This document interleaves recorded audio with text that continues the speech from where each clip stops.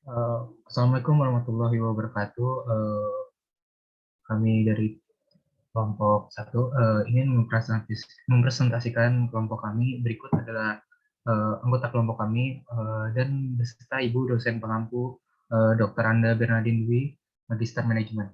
Yang pertama ada Elton Batullah dengan NIM 1910-11-45, Hediansah 1910-11-44, dan M. Hero Fariko 1910-11-48, dan Yudi Iskandar 1910-11-50.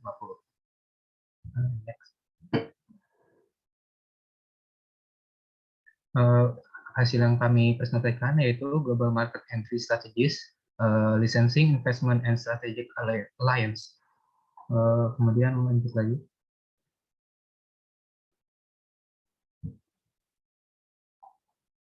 Pendahuluan. Dalam ekonomi global, kontemporer, aktivitas bisnis internasional merupakan salah satu fitur utama. Terdapat berbagai alasan mengapa sebuah bisnis memutuskan untuk berekspansi ke ranah internasional. Dan dalam melakukan mengekspansi bisnis tersebut, dilibatkan proses evaluasi entry mode atau mode masuk alternatif untuk memperhitungkan derajat risiko dan kesesuaian lingkungan bisnis dalam kawasan maupun negara host potensial. Kemudian ada tinjauan pustaka. Pendekatan tersebut dibagi menjadi 3 tipe oleh Howard Perlmutter. Pertama, pendekatan etnosentris ketika perusahaan internasional menggunakan strategi yang hanya melibatkan perspektif home country dalam memproduksi dan memasarkan produknya, sehingga tidak melakukan adaptasi budaya. Kedua, pendekatan polisentris, yakni ketika cabang-cabang perusahaan di negara dan kawasan berbeda diorganisir secara spesifik, memanfaatkan sumber daya, produksi, dan pemasaran yang disesuaikan dengan lingkungan budaya lokal. Ketiga, pendekatan geosentris, ketika perusahaan multinasional memiliki strategi global untuk operasinya di seluruh dunia. Next. Kemudian di sini ada pembahasannya.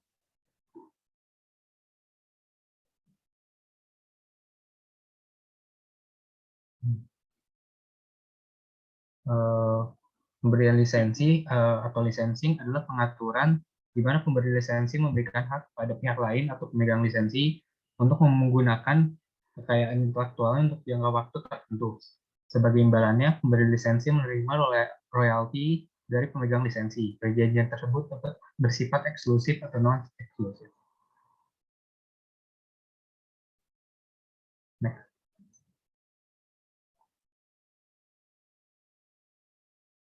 Pemberian lisensi. Hak kekayaan intelektual tersebut dapat mencakup paten, merek dagang, hak cipta, proses manufaktur, dan rahasia dagang. Perjanjian tersebut memungkinkan pemegang lisensi untuk menggunakan, membuat, atau menjual salinan asli. Pemegang lisensi dapat menggunakan teknologi paten atau menerapkan nama merek atau merek dagang yang dimiliki oleh pemberi lisensi.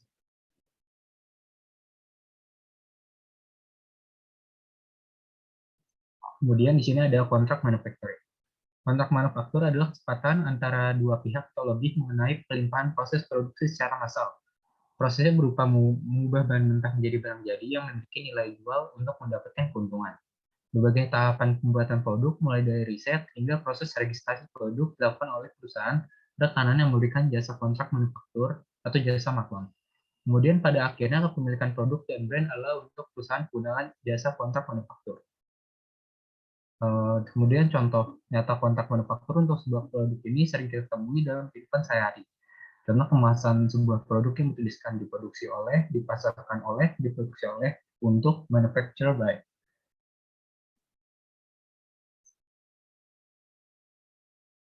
Kemudian ada franchising.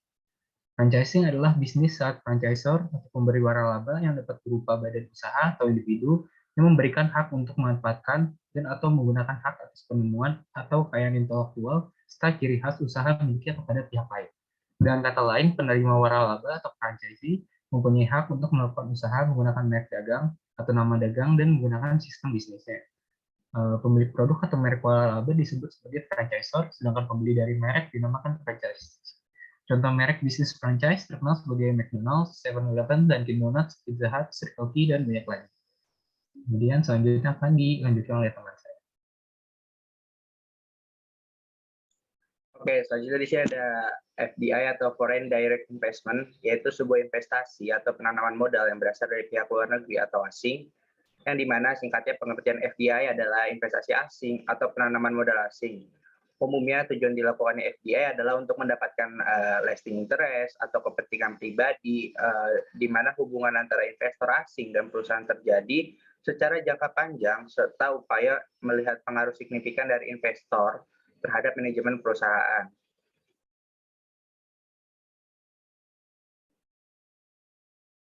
Selanjutnya ada joint venture. Joint venture itu diartikan sebagai suatu persetujuan antara dua peserta atau lebih yang mempersatukan sumber-sumber jasanya atau kedua-duanya dalam satu perusahaan tertentu dengan tanpa membentuk suatu persekutuan yang tersusun.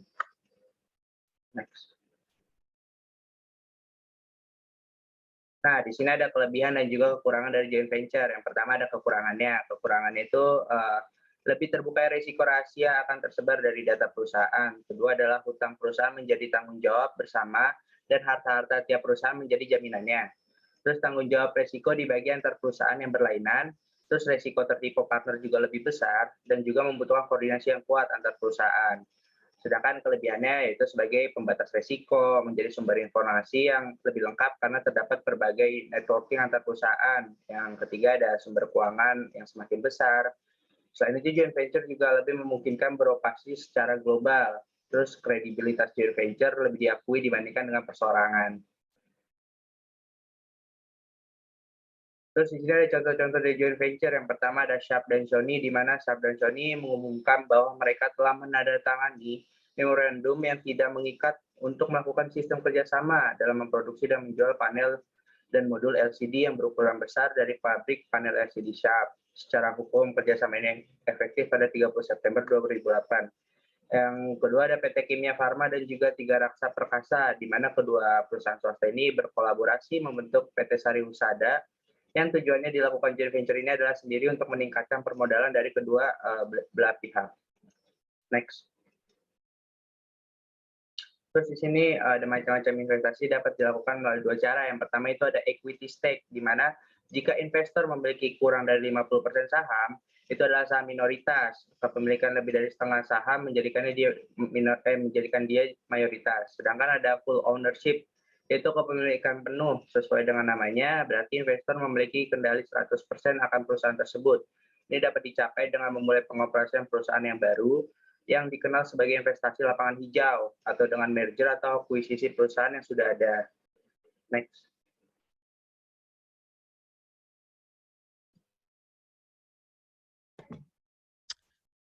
Kemudian selanjutnya itu ada Global Strategic Alliance. Nah, pengertian dari Global Strategic Alliance itu adalah kerjasama secara partnership antara dua atau lebih perusahaan lintas negara dan lintas industri. Terkadang, aliansi ini dibentuk antara korporasi atau beberapa korporasi dengan pemerintah asing. Nah, ini selanjutnya itu ada sifat-sifat atau karakteristik Global Strategic Alliance. Yang pertama, pihak yang bermitra tetap bebas berbagi kelanjutan pembentukan.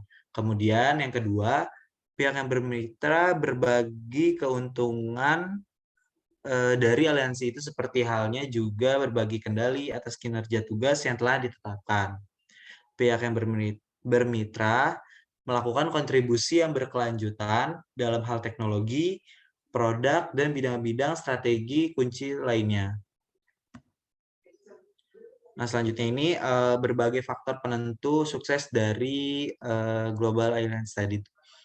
Yang pertama ada misi, dan yang kedua ada strategi, yang ketiga ada pengaturan, yang keempat ada budaya, yang kelima ada organisasi, yang keenam ada manajemen.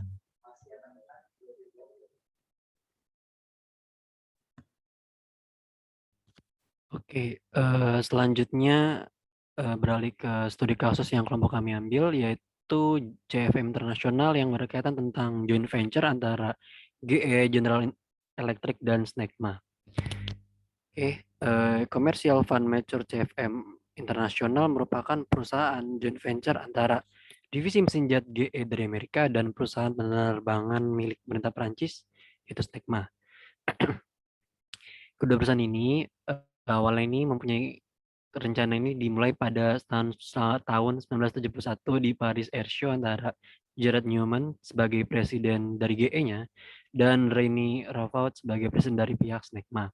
Pada saat itu, pembicaraan keduanya memutuskan untuk bekerja sama dan mengejar apa yang disebut program mesin 10 ton yang ditujukan untuk single aisle market pada saat itu yang sepenuhnya didominasi oleh satu produsen, yaitu Pratt & Whitney dari Amerika.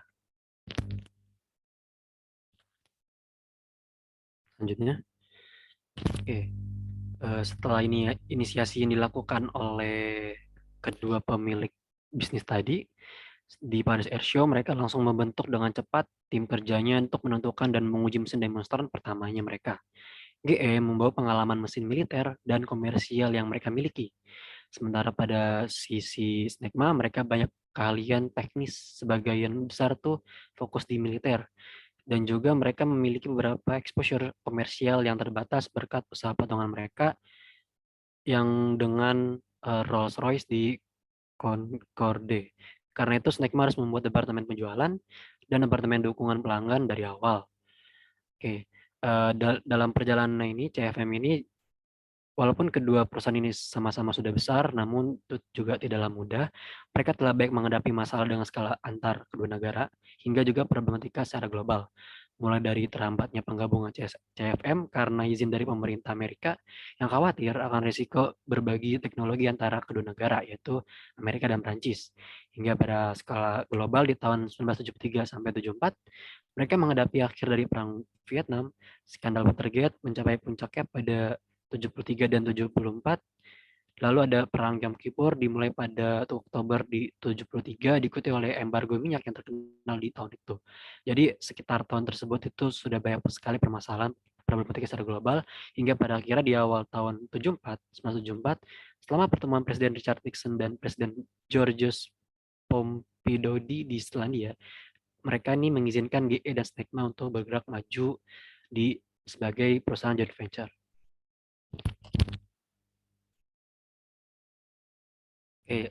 Sebagai penutup, sebagai paparan kami, next.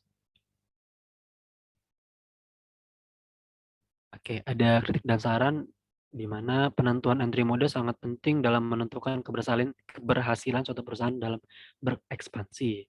Terdapat 4 jenis entry mode yang dibagi menjadi 2 kategori, yaitu non-equity dan equity. Dalam kategori non-equity, terdapat entry mode lisensi, yaitu bekerja sama kontraktual antara bisnis internasional dengan 1 atau 2 firma lokal yang mereka menjadi mitra, dan entry mode ekspor baik secara tidak langsung dengan adanya perantara di home country maupun secara langsung dengan perantara di host country. Next. Sekian dari paparan kelompok kami sebagai penilaian UCP 4 atau kuliah manajemen pemasaran internasional. Kurang lebihnya mohon maaf. Wassalamualaikum warahmatullahi wabarakatuh.